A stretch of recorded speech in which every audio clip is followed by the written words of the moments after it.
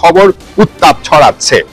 আর পেছনে যে 5 তারকা হোটেলটা দেখতে পাচ্ছেন, সেই 5 তারকা হোটেলেই একটা গুরুত্বপূর্ণ সিদ্ধান্ত আসতে যাচ্ছে। এই মুহূর্তে এই জায়গাটায় একটা গুরুত্বপূর্ণ বৈঠক চলছে।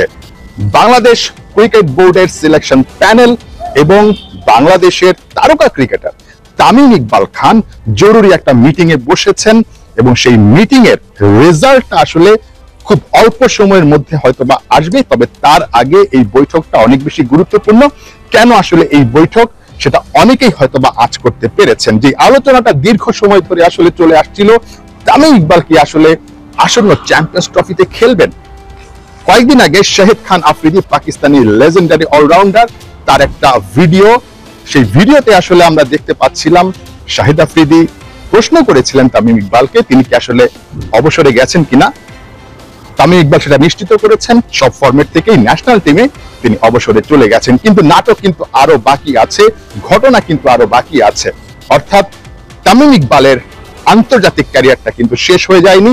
তার বড় প্রমাণ হচ্ছে গিয়ে এই মুহূর্তে যে বৈঠকটা চলছে সিলেকশন প্যানেলের 3 সদস্য গাজী আশরাফ হোসেন লিপু, হান্নান সরকার এবং আব্দুর রাজ্জাক, 3 জনের সঙ্গে তামিম ইকবাল খানের গুরুত্বপূর্ণ বৈঠক। চ্যাম্পিয়ন্স ট্রফির দল দেওয়ার শেষ তারিখ 12ই জানুয়ারি। তার আগেই চূড়ান্ত সিদ্ধান্ত নেওয়ার জন্য আজ সকালেই চিফ সিলেক্টর গাজী আশরাফ হোসেন লিপু সিলেটে এসেছেন এবং এই মুহূর্তে এই 5 তারকা হোটেলে বসেছেন তামিম ইকবাল খানের সঙ্গে।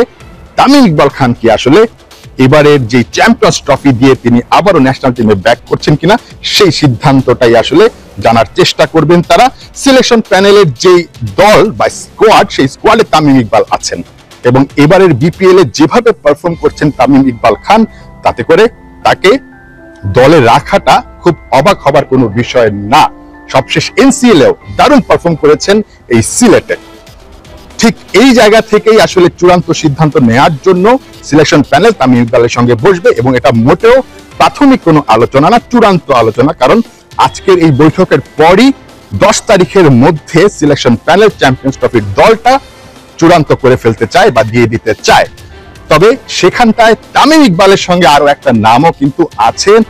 যে আলোচনাটা বেশ কয়েকদিন ধরে চলছে, যে আলোচনাটা আসলে অনেক বেশি ডালপালা মেলেছে, সাকিব আল হাসান তিনি কি আসলে চ্যাম্পিয়ন্স ট্রফিতে খেলবেন কিনা।